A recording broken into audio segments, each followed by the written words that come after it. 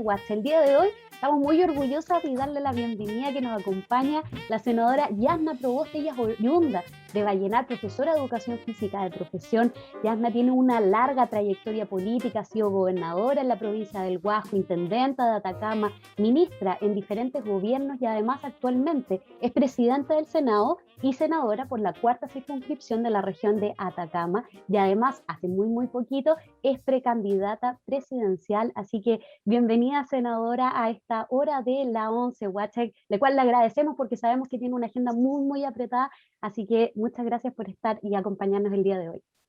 No, muchísimas gracias Alejandra, Fernanda, muchísimas gracias Sonia por esta invitación.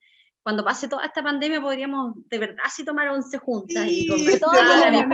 Sí. Me encantaría que ahí Sonia nos contara de sus libros culinarios y todo eso. Sí, pero de todas maneras, yo abro mi casa para eso. Oye, partamos entonces, mira, ¿sabes qué? Una primera cosa que hacemos siempre, Yasna, es que la gente que invitamos, hombres o mujeres, ya que nos cuenten un poco de su biografía, ¿no? Y a nosotros nos interesa especialmente que tú nos hables un poco de quién era esta niña Yasna, ya cómo le nace, digamos, esto de ser una líder política, y también entendiendo, digamos, tu posición, ¿no? Como mujer, como diaguita.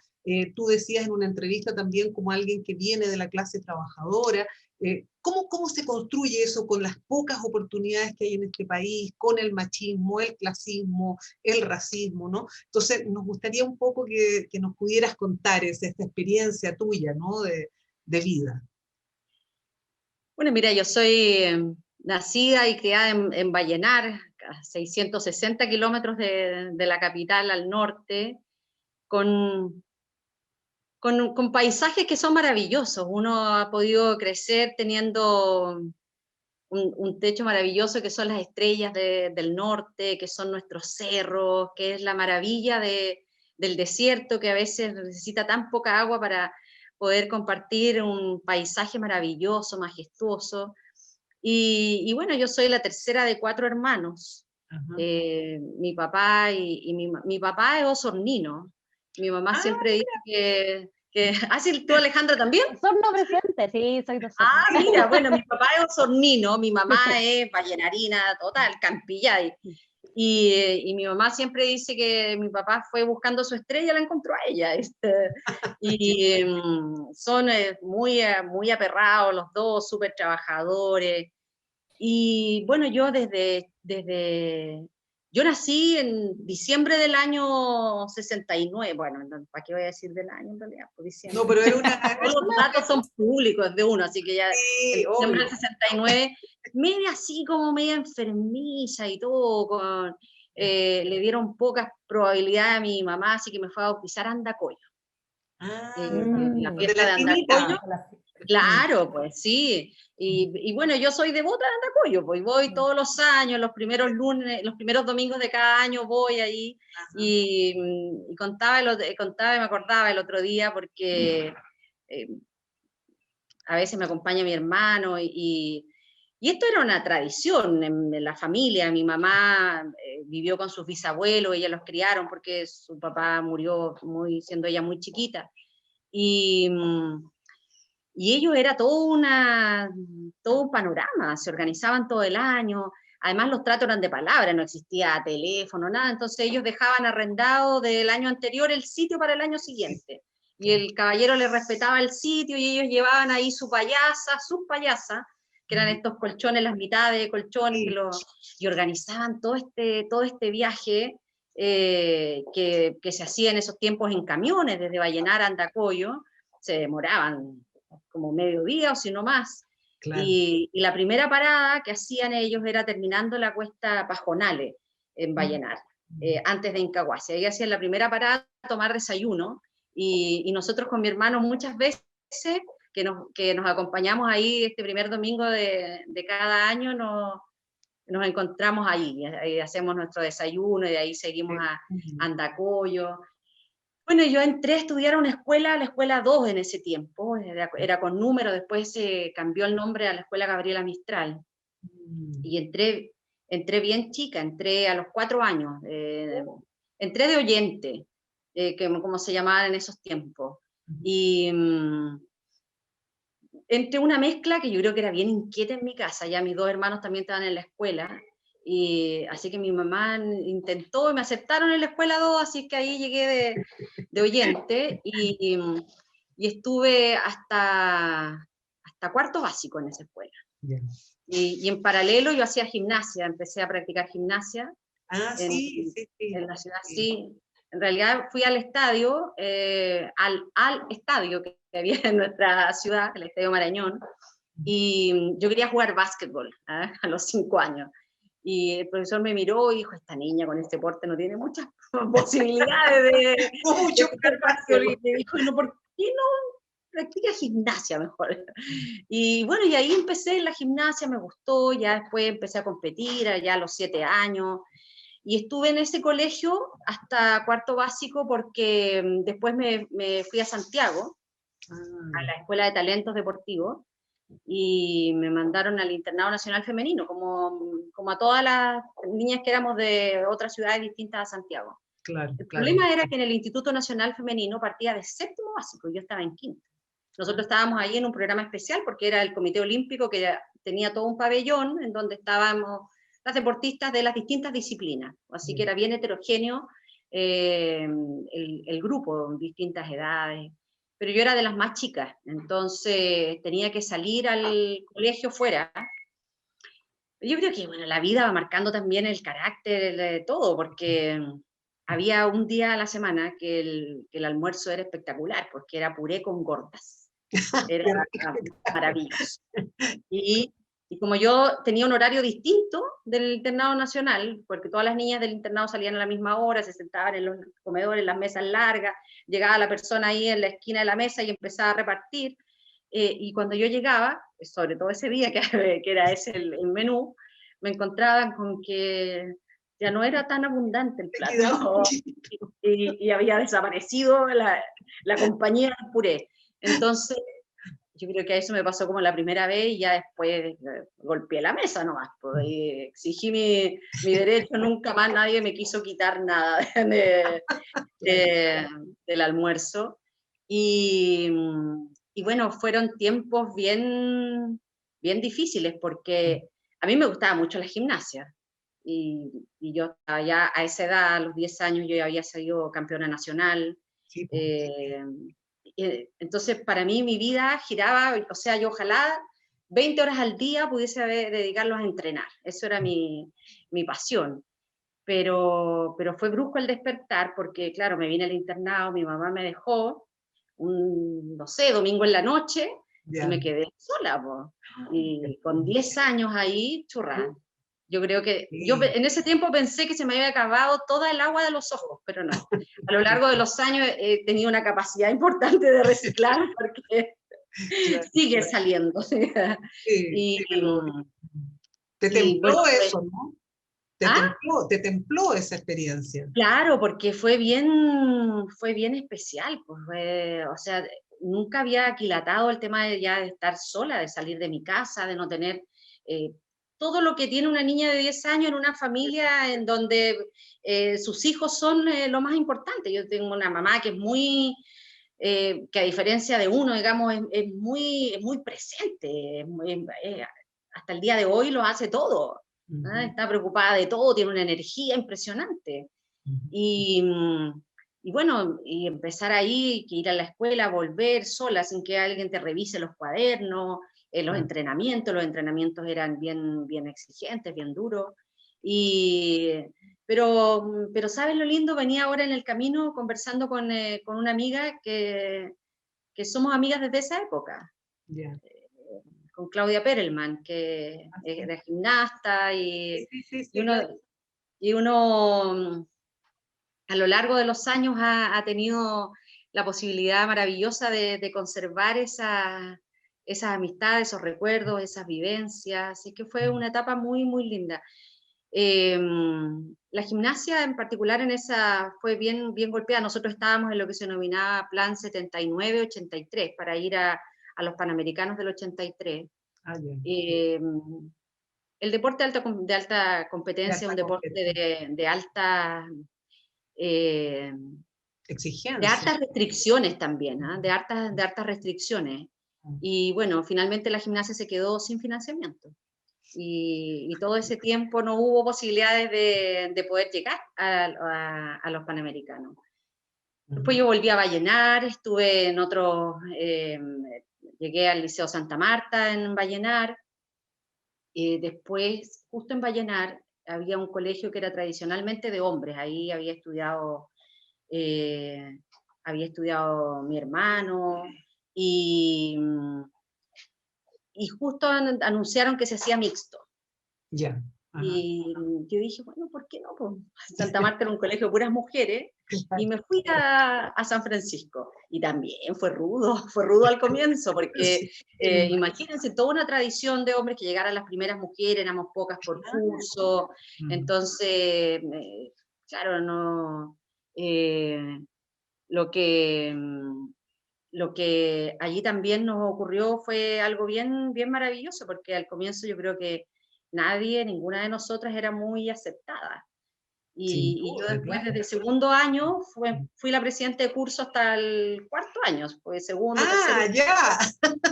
Y ahí tu liderazgo sí, pues sí, ya lo hicimos amigos, y ya desde segundo medio me escogieron. En cuarto medio, de hecho, tuvimos competencia, se nos levantó otra lista en el curso, y de un compañero que se había ido y que después había vuelto, y bueno, le ganamos, y también armamos el centro de alumnos de todo el liceo, y también fui la primera presidenta de ese centro de alumnos, en momentos que eran bien difíciles en nuestro país, pues vivíamos ahí en plena dictadura.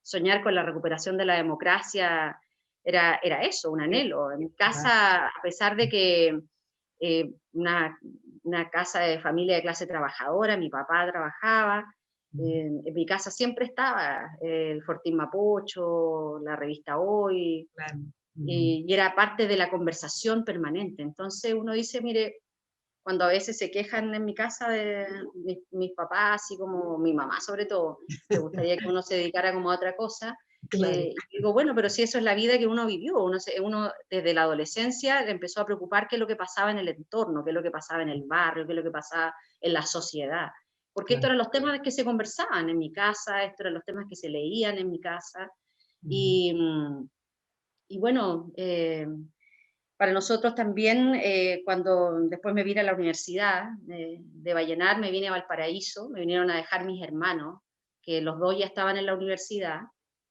Mi hermana estaba en ese tiempo ya con cuarto año de tercero de ingeniería en agronomía en la Católica de Valparaíso. Mi hermano estudiaba también educación física en la Universidad de Tarapacá.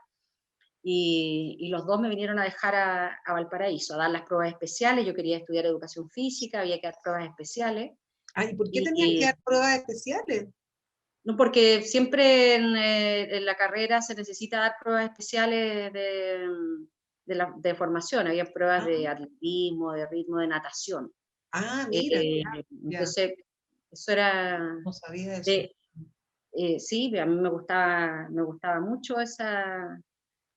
Yo de hecho, uno queda en la carrera de educación física preseleccionada, no queda seleccionada. Y yo había quedado seleccionada en ingeniería mecánica en Antofagasta. Y preseleccionada en educación física, acá en la UPLA. Mi papá me rogaba que me fuera a Antofagasta. En ese tiempo, así como el gran incentivo, me decía, hija, yo le pago, váyase en avión. O sea, yo en ese tiempo jamás había andado en avión. Y yo decía, no, yo quiero estudiar educación física. Y me quedé acá en la UPLA, y mis hermanos me fueron a buscar pensión, y por supuesto todas les parecían que no eran adecuadas, y me dejaron en un pensionado de monja, en el Mary Prut de Valparaíso. Genial, En Mary Prut duré poquito, duré muy, muy poco, porque el reglamento del colegio era un tanto rígido para mi forma de ser. Entonces, claro, habían horarios, la luz, que uno no podía correr. Yo en general soy de buena conducta, pero inquieta. Entonces eso era complejo. Pero tengo muy lindos recuerdos de ese tiempo. Después mi mamá se vino a vivir a Valparaíso. Ya. Se trasladó para acá y, bueno, cuando me fui a ¿Acompañarte? Santiago, sí, bueno, ¿Acompañarte? cuando me fui a Santiago también, después cuando me fui al internado, Ujú, ujú. yo vivía en el internado, mi mamá viajaba todos los viernes en bus a buscarme para cuando salía del internado, el sábado, el domingo me acompañaba, me revisaba las tareas y todo, me acompañaba, me sacaba a jugar, y después se devolvía para estar con mis hermanos que se quedaban en Vallenar. Y como a mitad de año se trasladó con mis hermanos, pero no la dejaron que me sacara del internado, entonces estaba igual en el internado, pero bueno, salía los fines de semana a la casa que ellos Claro. habían arrendado, así que no, fue bien bonito. Y bueno, y después mi mamá se vino también acá a Valparaíso, me acompañó hasta tercer año más o menos de la De la universidad. universidad. Ya. Y típico que uno se viene de su casa y usted va a estudiar, no se mete en problemas y todo. Bueno, en segundo año ya entré al centro de alumnos de mi carrera. Ya. eh, Fui presidenta del centro de alumnos, en tercero, en cuarto, después estuve en la federación, armamos una red de estudiantes de educación física y una red nacional y también fui vicepresidenta. No sé, pasan las cosas nomás ahí. Sí. Entonces siempre ibas como de la mano con esto de tu liderazgo, digamos, ¿no? O sea, porque estabas en el colegio y estuviste como presidenta del curso, después del centro de alumnos, ¿no? Entonces es como que el liderazgo este se te dio de manera más o menos como comillas natural, ¿no? Como te nació de adentro, ¿no? Sí, yo no recuerdo el momento cuando estaba en segundo medio en el liceo y me dijeron, oye, armemos el centro, primero la directiva del curso y no, ya, la Yasna presidenta y ahí estuvimos en esta tarea. Pero yo lo que más recuerdo siempre cuando fui candidata a la Federación de Estudiantes es la UPLA.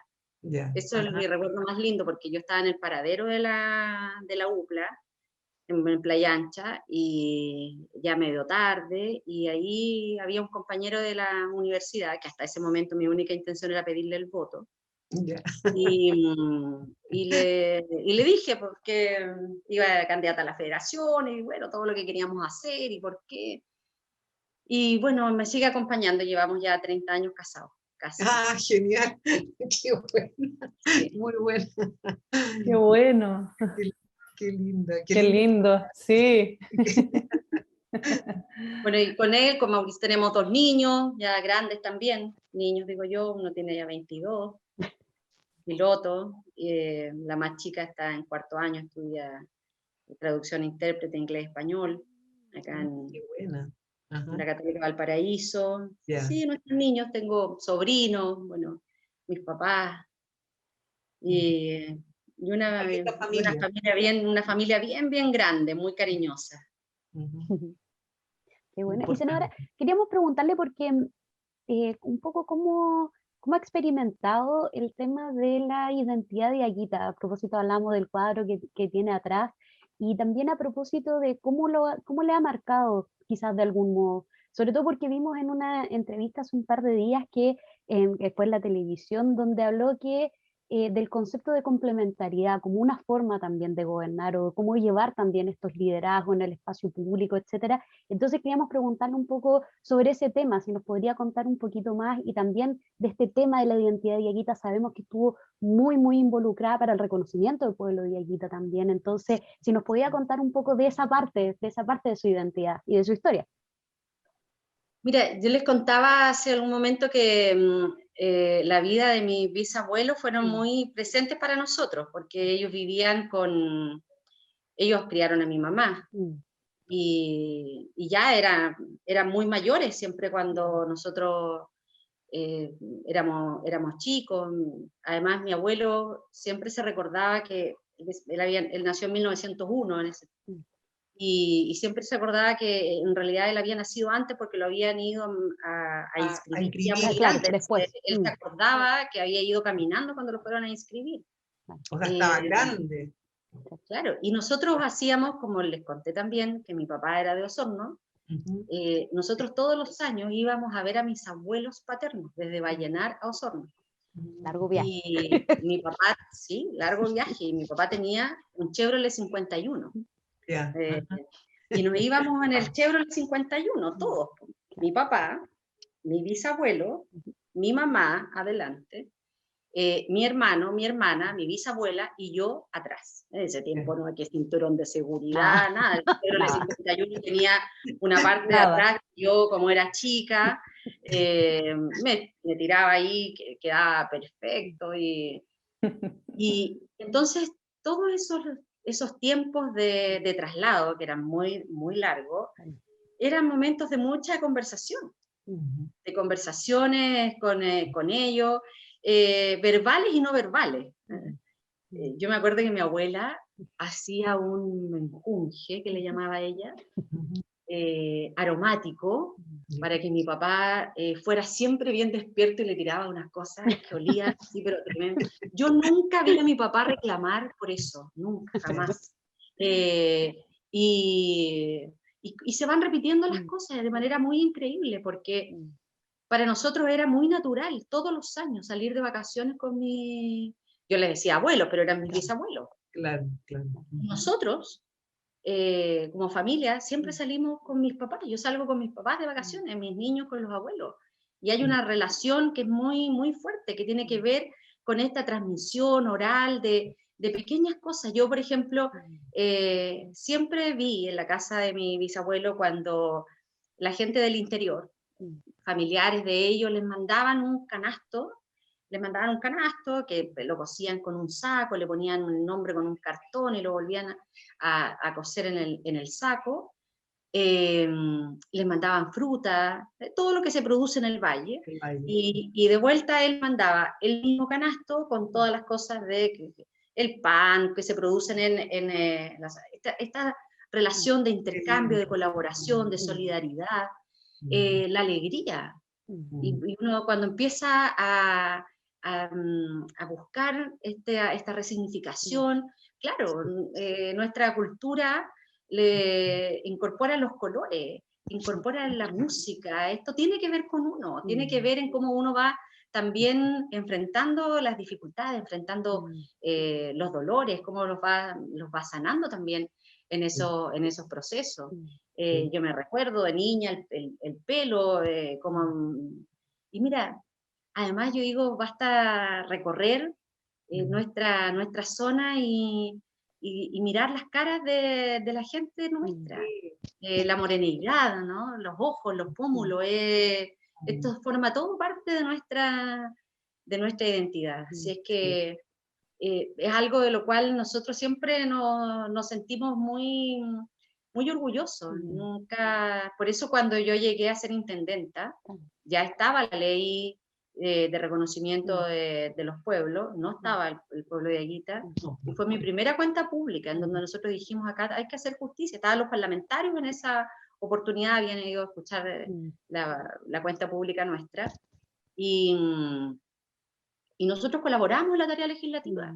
Y desde el gobierno regional hicimos los estudios etnográficos, etnolingüísticos, y yo me recuerdo siempre que un profesor que acompañó en esta tarea, alguien dijo, oye, sí, pero la lengua está muerta. Y alguien dice, no, porque cada vez que un profesor en el mundo rural pasa la lista de clases y nombra un campillaya, un liquitaya, un guanchicaya, un tamblay, la lengua está viva. Entonces, cómo este tongo va también marcando una generación, es algo que para nosotros tiene que ver también con que entendamos en que habían quienes llegaron antes y que nosotros formamos parte de esas generaciones, y para nosotros también es muy lindo ver cómo surgen organizaciones, cómo van estudiando también, y van generando un proceso de reidentificación que es muy necesario. Sí. Senadora, gracias por estar aquí con nosotros. Yo en lo personal le agradezco mucho, porque aparte, bueno, todos aquí pertenecemos a este país, largo país Chile, y pertenecemos a un sector que es muy importante, que es el sector de la arte, de las culturas y del patrimonio. Y usted siempre ha estado muy ligada con nuestro sector y ha sido una defensora acérrima de las necesidades, no solamente del sector, sino que también de la ciudadanía para con las culturas y el patrimonio. Entonces, me toca hacerle la pregunta con respecto a este tema que para nosotros es muy importante también por todo lo que ha pasado con la pandemia y que usted también ha estado ahí peleando por este sector y por la ciudadanía. Y le queríamos preguntar si usted piensa que la cultura, que las culturas y el patrimonio deben formar parte del desarrollo intrínseco de Chile, de nuestro país, y de qué manera podemos pensar en conjunto una manera de impulsar un cambio respecto a la valoración de nuestras culturas, de nuestros patrimonios, a lo largo y ancho de todo Chile, no solamente en el sector central y de algunos pocos, sino que de todos. Eso. Bueno, yo gracias. creo que eso, Fernanda, lo que tú dices al finalizar la pregunta, a nosotros nos parece que es crucial, en cómo las culturas, el arte, el patrimonio, el acceso a la cultura deja de ser un privilegio de unos pocos y se transforma en un derecho. Esta pandemia ha revelado muchas dificultades, muchos abandonos también. Exacto. Y el sector cultural particularmente ha sido de los más postergados, porque esta pandemia además ha desnudado la precariedad de los trabajadores de la cultura. Así es. Sí. Ha desnudado también la falta de interés, porque cuando uno ve protocolos para reabrir los malls, reabrir esto, sin embargo, todos los espacios culturales, a pesar del esfuerzo que significó de las propias organizaciones, de levantar protocolos propios, nunca contaban con la aprobación, con el apoyo, porque muchas veces un sector que ha enfrentado una situación tan compleja no basta solo con tener un protocolo, sino que hay que ayudar a que se implemente ese protocolo. Exacto. Para que podamos tener acceso a nuestras salas de cine, a las salas de arte. Y cuando uno viene de una comuna más apartada, realmente entiende en que hoy día nosotros tenemos que ser capaces de garantizar el acceso a la cultura como un derecho. Y por eso que para nosotros ha sido muy importante nuestro trabajo legislativo, desde que era diputada y particularmente ahora en el Senado, porque siempre los diputados dicen, no, es que en el Senado en realidad ahí se cortan las cosas y lamentablemente hay mucho de eso. Sí. Y nosotros desde el año 2018 hemos tenido una actitud de mucha unidad para poder enfrentar malos presupuestos que año a año buscan reducir presupuestos al sector cultura. Eso es bien, es bien increíble.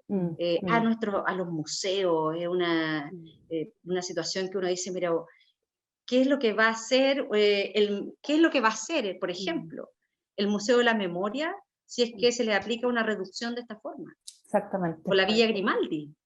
Y además porque son lugares que nos tienen que hablar además de la no repetición de situaciones que han sido muy dolorosas. Eso es parte también de la riqueza que nosotros tenemos que abordar. Y uno ve que hace tanta falta, porque hay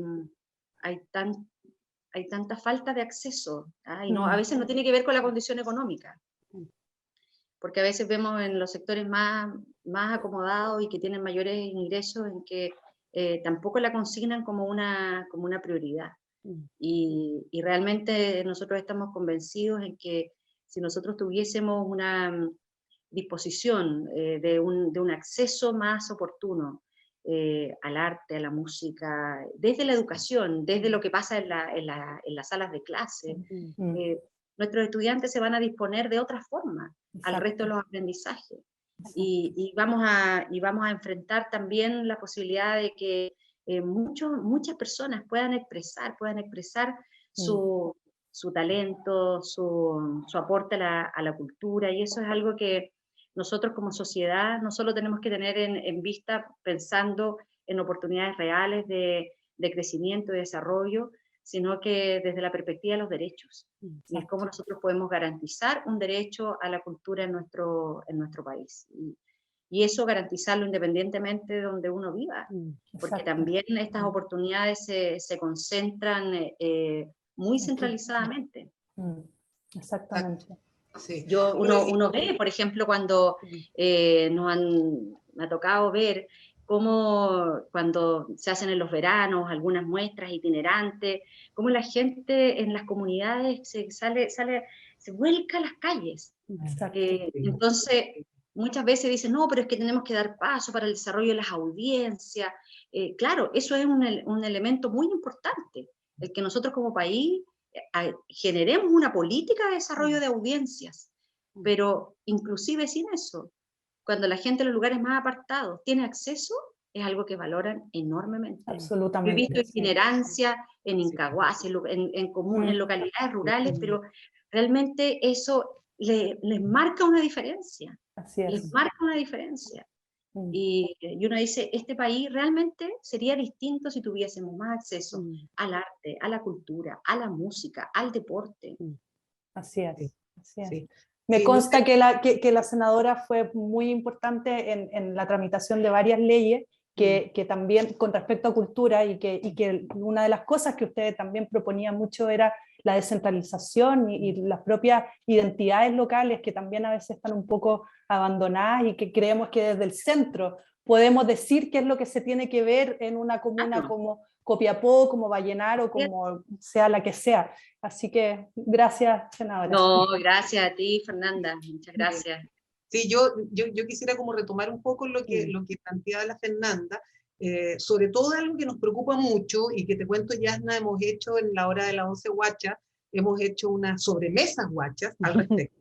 ¿Ya? Tiene que ver justamente con algo, una preocupación muy profunda que tenemos con la indicación sustitutiva a la ley del Consejo de Monumentos Nacionales, ¿ya?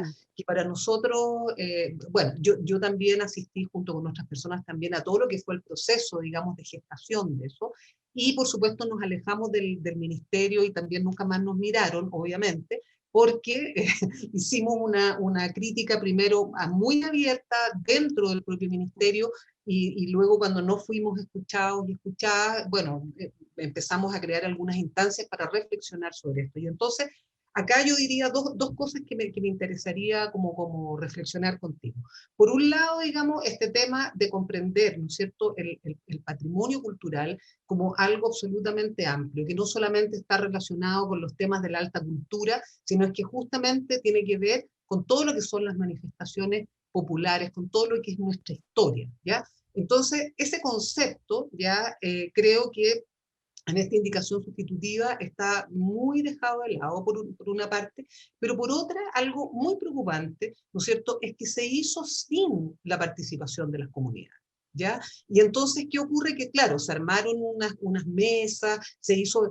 te cuento esta historia, ¿sabes por qué? Porque nos tocó, cuando tuvimos que ir a la ¿cómo se llama?, la comisión, ¿no?, de cultura... la Cámara. A la Cámara, realmente había un desconocimiento que a mí me impactó profundamente, desconocimiento por parte, digamos, de los diputados, de lo que significa este tema del patrimonio cultural. Entonces, por eso te hago, digamos, esta conversación más larga, digamos, esta pregunta más larga, porque nosotros, ¿qué es lo que nos preocupaba? Nos preocupaba el hecho de que muchas veces estaban legislando sin tener idea de las implicancias. Y una de las implicancias es que no se puede, ¿no es cierto?, pensar en el patrimonio cultural sin la participación de las comunidades. Y participar en las comunidades no es que yo vaya y te invito a una mesa, no sé qué, y tengo todo armado y te digo, oye, Yasna, ¿qué piensas tú de esto? ¿Ya? No es eso. Ya la propia UNESCO, ¿no es cierto?, tiene todos unos protocolos de cómo uno tiene que trabajar con esto, etc. Entonces, a mí la preocupación más grande es que esa Comisión de Cultura aceptó la idea de legislar, ¿ya? Y se supone que eso ahora, ¿no es cierto?, pasa y hay una discusión en la Cámara de Diputados y luego pasará, digamos, a lo de los senadores, ¿no? Entonces, mi preocupación y mi pregunta es, ya, uno, ¿cómo entiendes tú, digamos, este tema de una indicación sustitutiva sin participación de las comunidades en general, pero sin participación además de las comunidades indígenas, ¿ya? El 80% del patrimonio cultural de Chile es indígena, ¿ya? O es patrimonio mestizo, ¿ya? Entonces, ¿cómo se puede pensar, ¿no es cierto?, en legislar sobre algo que ya parte, digamos, con esa carencia? Y lo otro, digamos, es que las mismas mujeres, por ejemplo, de Quinchamalí, que bueno, ellas ven siempre nuestro programa también, seguro que van a estar escuchando, digamos, esto que estamos hablando, ya, las mujeres de Quinchamalí, las mujeres de Rari, los propios bailes chinos, ya, la gente, digamos, que obtuvo este reconocimiento en la UNESCO, alegó, pidió, ¿no es cierto?, participación, y simplemente se cerró eso. Entonces, mi pregunta, Yasna, es, bueno, tú eres además presidenta ahora, ¿no es cierto?, del Senado. ¿Y cómo encaras esto? ¿Cómo tú, digamos, puedes leer, puedes entender, digamos, una indicación como esta y qué futuro le ves a esto? Bueno, mira, Sonia, el relato que tú haces, nosotros no es muy distinto a muchos otros temas que han pasado durante este gobierno.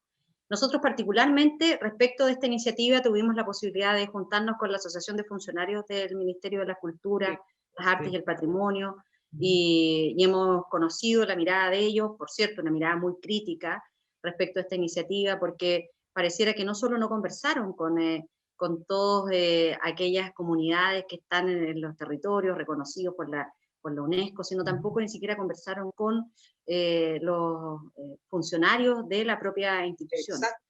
Uh-huh. Y hay un factor común con otras iniciativas que nosotros hemos tenido que establecer, un freno muy, muy fuerte, en donde pareciera que hay más bien una intención de negocio, de mercado, que una mirada en materia de protección del patrimonio.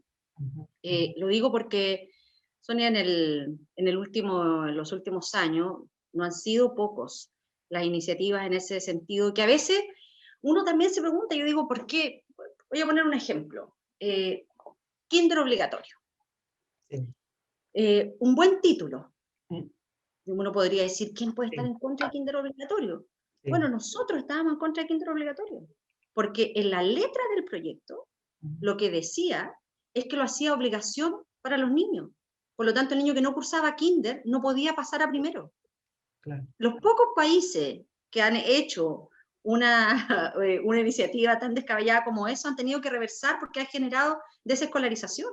Uh-huh. En un país como el nuestro, en donde ya tenemos un 98% de cobertura, cuando uno dice cuál es el delta que nos queda por llegar a una cobertura total, son precisamente las comunidades indígenas, son precisamente los territorios más aislados, son Claro. precisamente territorios rurales.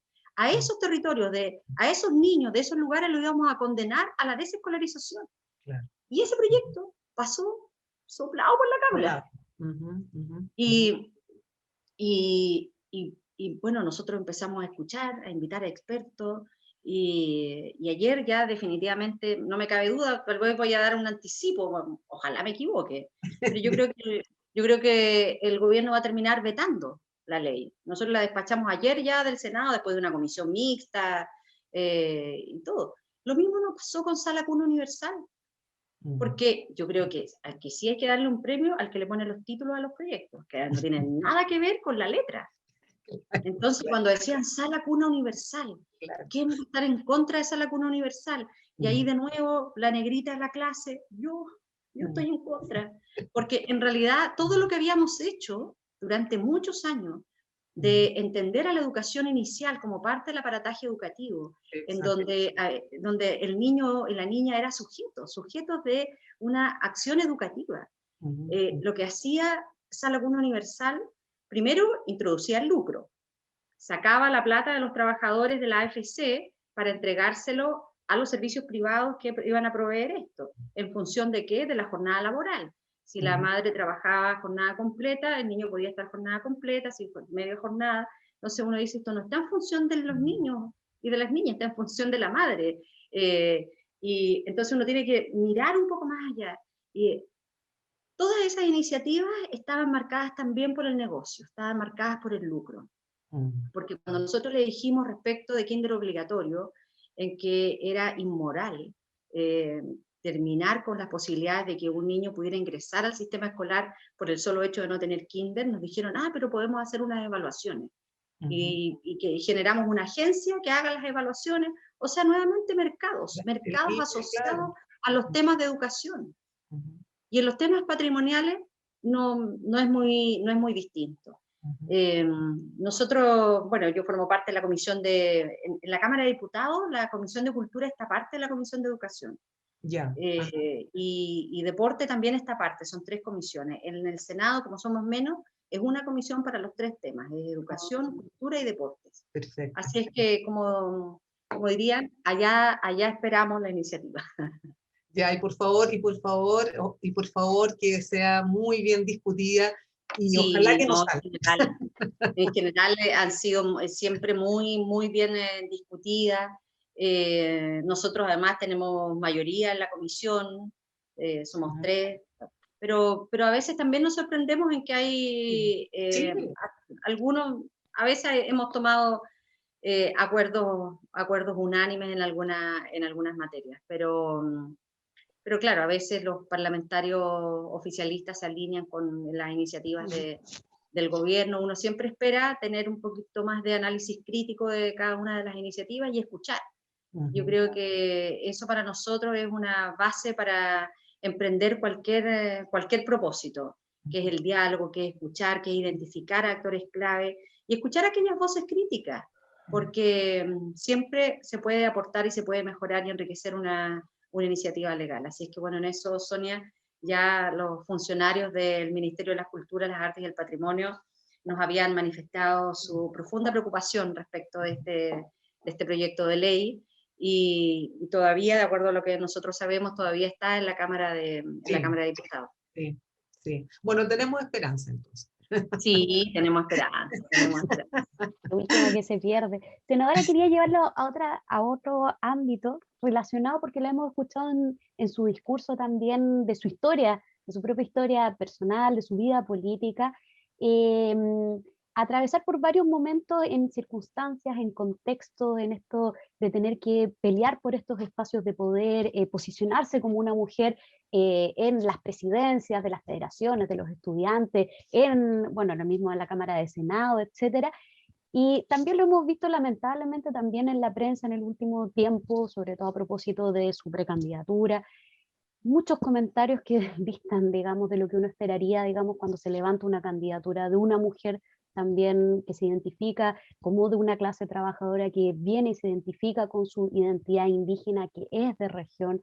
Entonces le quería preguntar un poco por el tema del machismo, del sexismo, del racismo, que lo evidenciamos lamentablemente. Y quería preguntarle cómo lo ha vivido, cómo lo vive y también cómo convive con esto que nosotros de repente lo vemos de afuera y decimos, chuta, qué paciencia, digamos, ¿cómo hacerlo? ¿Cómo hacerlo para sobrevivir a esta cantidad de comentarios, de cosas y de ámbitos, de contexto en el que se mueve, que realmente de repente uno dice, ¿en qué mundo vivimos? Digamos, entonces quería preguntarle cómo lo vive, cómo lo hace, digamos, para convivir con todo este tema del machismo, de la discriminación, etcétera. Oye, Alejandra, mira, es como, es como en 2 caminos. Yo, si de algo puede servir, lo cuento, y lo cuento con toda honestidad. Uno es como, una vez había una historia, un sapo y un conejo que hicieron una carrera. Entonces alguien le dice, pero ¿cómo se le ocurre una carrera con el conejo? Pues el conejo va a ganar, es más rápido que el sapito y todo. Y todos en la orilla del camino le gritaban cosas en contra del sapito. Y el sapo seguía, no sé, la fábula, no me acuerdo. Y ganó, a pesar de todo lo que, de las risas, de los insultos. Y al terminar la carrera reconoce el sapo que era sordo. Entonces yo creo que es un poco también de eso. Un poco de avanzar sin escuchar mucho de esos comentarios. Pero también yo tengo esta dualidad, yo convivo con esa un poco de sordera y con esta repercusión de muchas palabras que le animan a uno.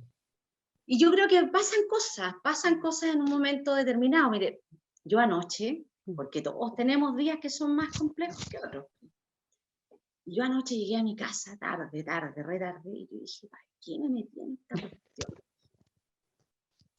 ¿Por qué tanta mala onda ya? Pucha, que uno se entera ya a último momento, que le arman 8 debates y a uno ni siquiera le preguntan nada, pues y después, yo si Simón Biles se retiró de los Juegos Olímpicos, qué más? Llego a la plaza de Vallenar y les digo, yo, ¿sabe qué? Me retiré, mejor, dije yo. Y de verdad me acosté y dije, ¿por qué tanta mala onda en esta cuestión? Se supone que somos todos del mismo sector, ¿para qué tanta? Pero les voy a contar algo. Déjame agarrar el teléfono, déjame buscarla. Pero hoy día en la mañana me levanté y justo veo un mensaje. No lo encuentro ahora. De un comentario que hizo una persona en la radio Duna. Y esta persona Lo dice, escuchamos. Sí. ¿lo escucharon Sí, ustedes? sí. Yo no lo había escuchado. Sí, Sí. supimos. Supimos, lo leímos, sí. Entonces dice, respecto al anuncio presidencial realizado el viernes de la senadora Yasna Proboste, Héctor manifestó, que no sé quién será Héctor, pero si tengo alguna vez un hijo o un nieto jamás le pondría a Héctor. Héctor manifestó, me pareció un desastre su escena de proclamación, tan matapasiones, rodeada de gente gorda y mayor. Yo sabía que cuando leí eso, dije, esta es la razón por la que me tengo que estar aquí. Eso. Esta es la razón de cómo nosotros somos capaces de erradicar absolutamente y de ser categóricos, no solo en denunciar este tipo de palabras que son clasistas, que son inaceptables en nuestra sociedad. Eso es lo que a mí me motivó, porque yo de verdad ayer te quedé hasta aquí, y yo dije, todavía no he inscrito candidatura, puedo ir. Todavía me voy a retirar. Sí, sí, de verdad, yo ayer quedé bien impactada cuando de repente supe, no, Simone Biles se retira de los Juegos Olímpicos, no sé. Sí. Y bueno, si ella se preparó tanto, y quería...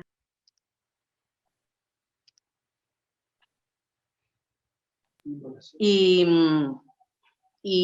yo dije, todavía estoy a tiempo, pero yo soy súper creyente. Yo les conté recién que iba a Andacollo, voy a Los Vázquez, pues, me lleno de energía. Hace como 2 años que no hay fiesta de la Tirana, pero las veces que he ido a la fiesta de la Tirana, las bandas de bronce, los bailes chinos, entonces yo dije, no, esta es una señal. Y por eso tenemos que estar aquí, dije, por esto tenemos que seguir, por esto tenemos que luchar, porque tenemos que ser capaces de tener un país distinto. Y personas que se permitan decir ese tipo de comentarios es lo que realmente a nosotros nos tiene que animar a realizar transformaciones muy profundas, a castigar socialmente también ese tipo de cosas. Lo que uno esperaría es que un medio de comunicación como ese jamás pudiera permitir que una persona como así vuelva a estar en un espacio radial. Exacto. Parece que te están avisando que algo, o tenemos un poquito... Sí, están avisando ahí, pero...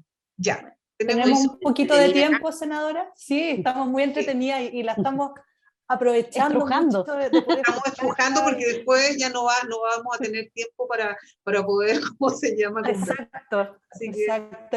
Lo estamos pasando muy bien además. Senadora, y un poco con todo lo que hemos ido hablando durante esta linda once, le queremos preguntar sobre la educación.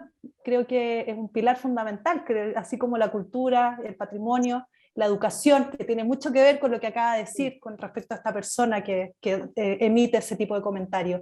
Y siempre nosotros también desde la hora de la Once Guacha hablamos de estos temas de la educación, de cómo queremos construir una sociedad más justa, y sobre todo, ¿qué alternativas podemos pensar para un sistema educativo que ponga en el centro a la persona? No lo que usted decía, por ejemplo, que nos ponía esos muy gráficos ejemplos, que ponga al mercado, a las instituciones por cobrar, sino que a la persona como centro del desarrollo. ¿Cómo podemos promover esta cultura distinta de participación, de respeto en cuanto al género, a lo étnico, a lo político, a las diferencias que tenemos, que son normales y que son muy sanas? ¿Y cómo lo podemos permear en las escuelas, en los liceos? En definitiva, ¿cómo podemos revalorizar la educación pública, que sea inclusiva y que sea más humana? Y yo sé que usted tiene ahí una visión muy, muy clara al respecto, y queríamos preguntarle más en profundidad sobre esto. Bueno, mira, yo creo que el daño que se le ha hecho a la educación de meterla en esta lógica de mercado es muy profunda, es súper profunda. Y uno debiera entender que una de las reglas de base para promover más participación es de alguna forma impulsar un compromiso de que quienes están en el sistema educativo, de los actores educativos, con sus propios procesos pedagógicos. Y eso tiene que ver con promover la autonomía de los actores. Muchas veces existe miedo al diálogo, a la democracia participativa. Hemos construido un sistema de toma de decisiones en los consejos escolares que considera activamente a los actores que intervienen en el acto educativo, en el acto pedagógico. Pero hoy los consejos escolares solo escuchan, por ejemplo, a los estudiantes, pero eso no implica que ellos puedan incidir de verdad, puedan votar activamente por el devenir de sus escuelas, de sus liceos. A veces los estudiantes se sienten un tanto infantilizados, claro, y no tomados en cuenta como se debe. Y a nadie le gusta que los infantilicen. Entonces, yo creo que la escuela es un reflejo, un espejo muy claro de lo que pasa en la sociedad. Entonces, si uno quiere que en términos generales esta sociedad mejore, esta democracia mejore, tenemos que partir también en la escuela y tenemos que mejorar la democratización en la toma de decisiones, al interior de los espacios educativos.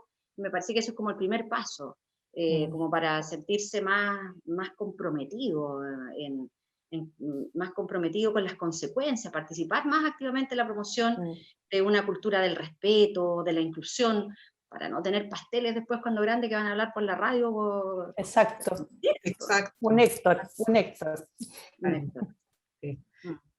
Ahora Yasna, vamos terminando ya porque estamos en la hora, pero quisiera hacerte una última pregunta, digamos, que está relacionado con el tema del patrimonio también y de la cultura, pero tiene que ver con las cocinas.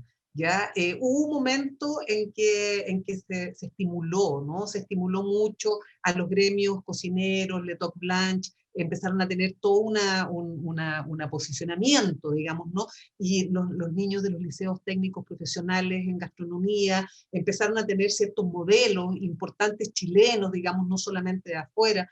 Entonces, hubo toda una política, ya incluso se habló de Chile potencia alimentaria, pero quedó ahí como flotando, digamos, y después se tomó solamente como mercado y como exportación, ¿no? De materias, de frutas, etc. Entonces, ¿tú cómo piensas, digamos, que pudiéramos armar algo o pudiéramos pensar en retomar, ¿no? Este brío que tuvo en algún minuto ya el tema de la alimentación? ¿Cómo lo ves?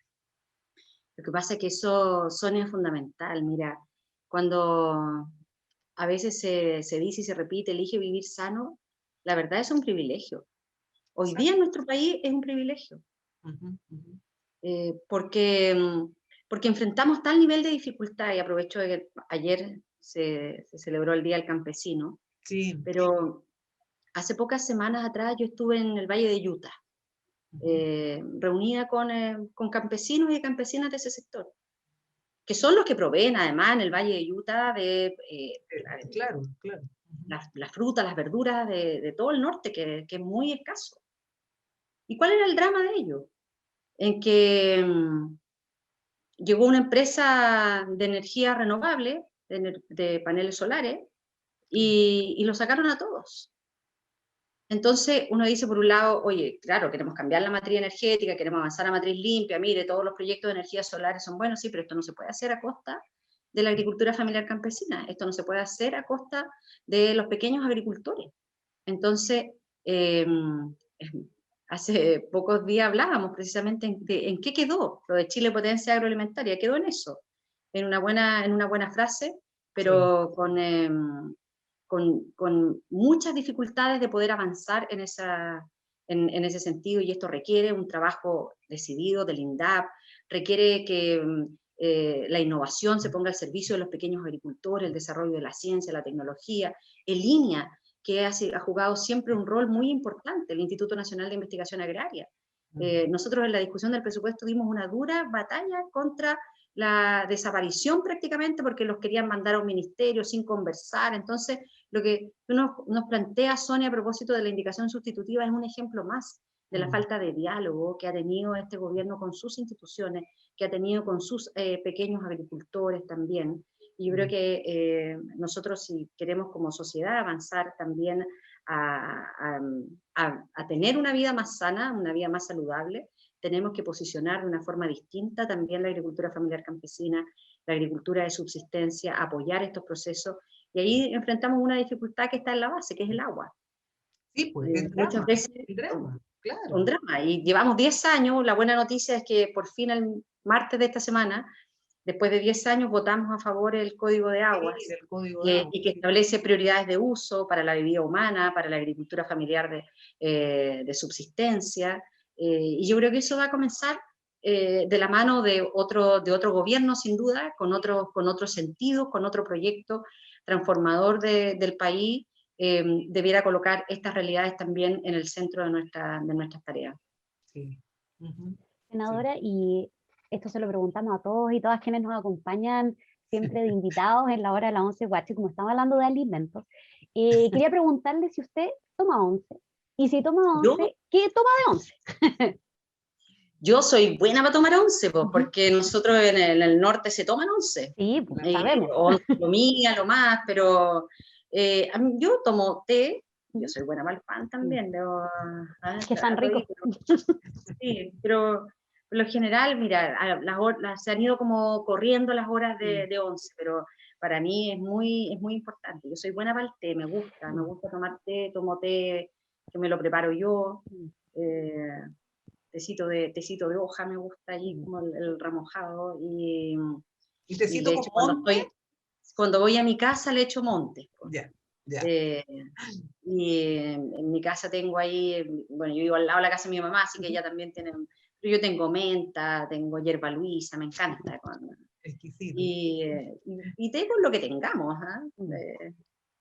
un pancito, huevos, lo que tengamos ahí. Fernanda, estás con tu micrófono cerrado. Sí. No, qué rico, qué hambre.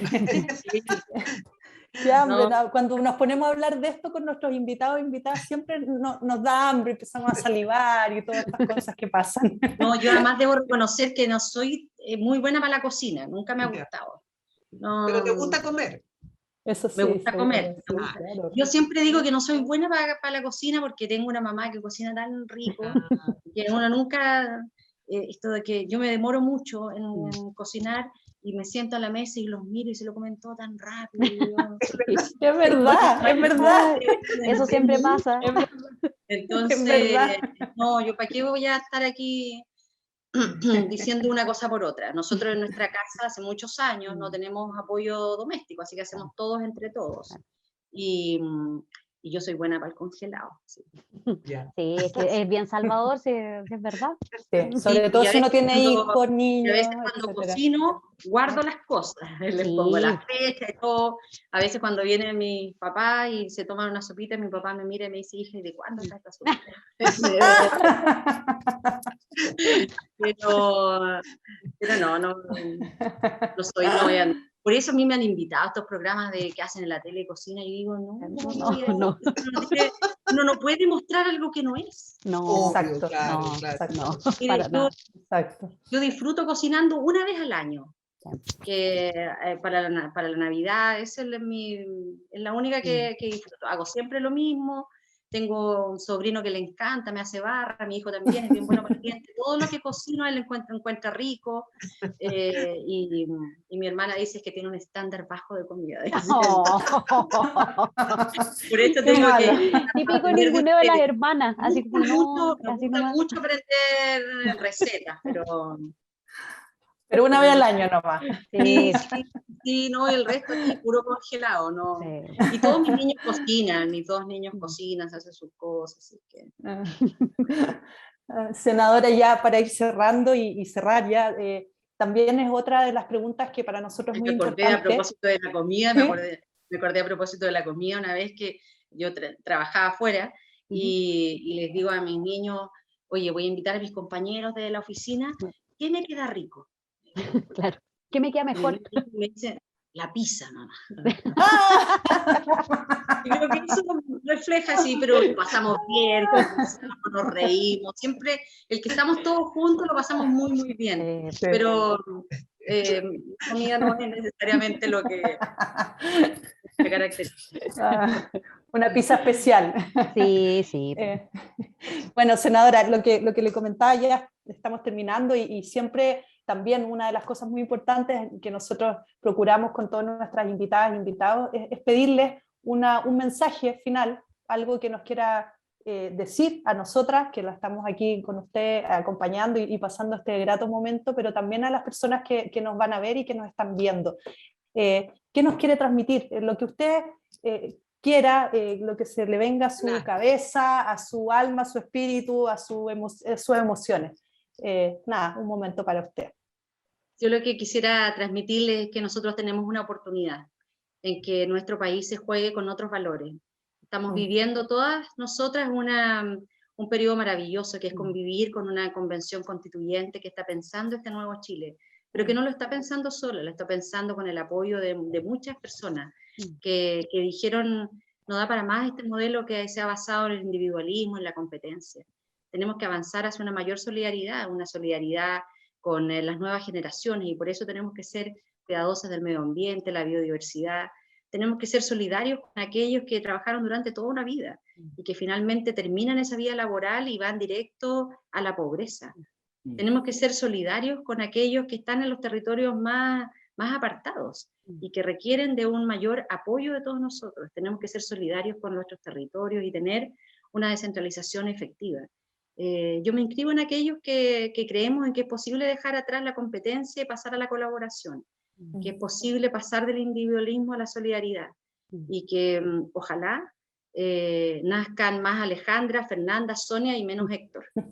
Que lo que hoy día nosotros tenemos que ser capaces es de reconocer la dignidad humana, y esa dignidad se da en cada uno de nosotros solo por el hecho de ser personas. Así es que bueno, muchísimas gracias por esta invitación. Qué lindo. No, Muchas gracias a ustedes por estar el día de hoy con nosotros, y también le agradecemos a todos quienes nos van a ver, a escuchar, nos van a seguir en nuestras redes sociales y que siempre nos acompañan capítulo a capítulo en esta hora de la 11 Watch. Así que, senadora, agradecerle nuevamente que haya estado el día de hoy con nosotras. Esperemos que sea una de varias conversaciones que podamos tener quizás a futuro. Sonia, ¿querías comentar algo? Sí, yo quería agradecerle a Yasna esta posibilidad, pero también quiero desearle, a nombre, yo creo que de ustedes también, y de todos los que nos están escuchando, los mejores deseos de éxito ya en esta precandidatura, en lo que viene ahora, digamos, para ti. Ojalá seas la elegida, ya creo que nosotras tenemos nuestro corazón puesto en ti, ya, y desearte mucho éxito y la fuerza que te podamos entregar como mujeres para vencer todos los obstáculos, ya, y que no digas como la niña, ¿cómo se llama?, norteamericana, que te bajas. Como la gimnasta, ¿no? No, deseamos el éxito y toda la energía del mundo ya la tienes con nosotras. Muchas gracias, Sonia. Muchas gracias, Alejandra, Fernanda, por la invitación, por lo grato de este momento. Y ustedes también, yo sé que han tenido ya largas tertulias de 11 Guachas, y pucha, si tuviese aquí queso de cabra y aceituna también lo compartiría, porque creo que eso es parte yo siempre digo a mí, invíteme en un pan con aceituna, eso para mí ya es la delicia, y si eso está acompañado de queso de cabra de la zona, mejor. Y eso tiene que ver con la relación de nuestras abuelas. Yo miraba a mi abuela que siempre ponía a la hora de 11 las aceitunas, a ella le gustaban eso sí amarga, a mí me gustan sin amargo, y lo que quieran, después lo podemos ahí también compartir en vivo y en directo. Fantástico. Muchas gracias. Sí, un abrazo grande, y gracias también a todos quienes nos acompañan capítulo a capítulo. Que estén muy bien. Muchas gracias. Chao, gracias. Chao. Sonia. Chao, que estén muy senadora. bien. Gracias. Muchas gracias por ser tan abierta y tan cálida. Gracias, que esté muy bien. Chao. Chao.